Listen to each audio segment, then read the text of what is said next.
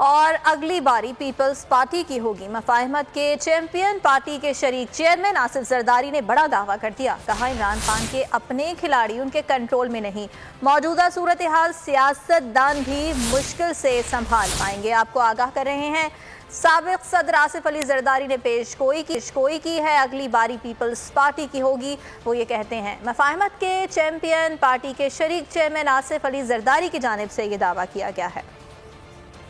Peoples party के शरीक chairman का बड़ा दावा, आम इंतखाबात से 2 साल पहले ही अगली बारी का ऐलान कर दिया। जोरों शोर से 11 जमाती हुकूमत मुखालिफ अपोजिशन इत्तेहाद में शमूलियत, फिर आहिस्ता आहिस्ता अपोजिशन प्लेटफॉर्म से किनारा कशी और फिर बड़ा दावा।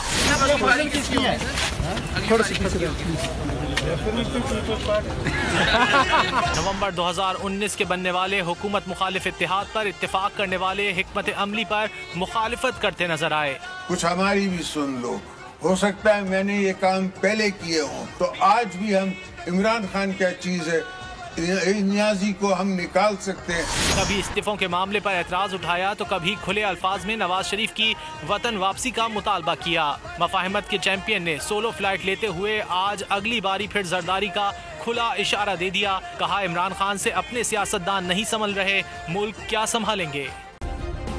सब्सक्राइब करें और बेल दबाएं ताकि कोई खबर रह न जाए।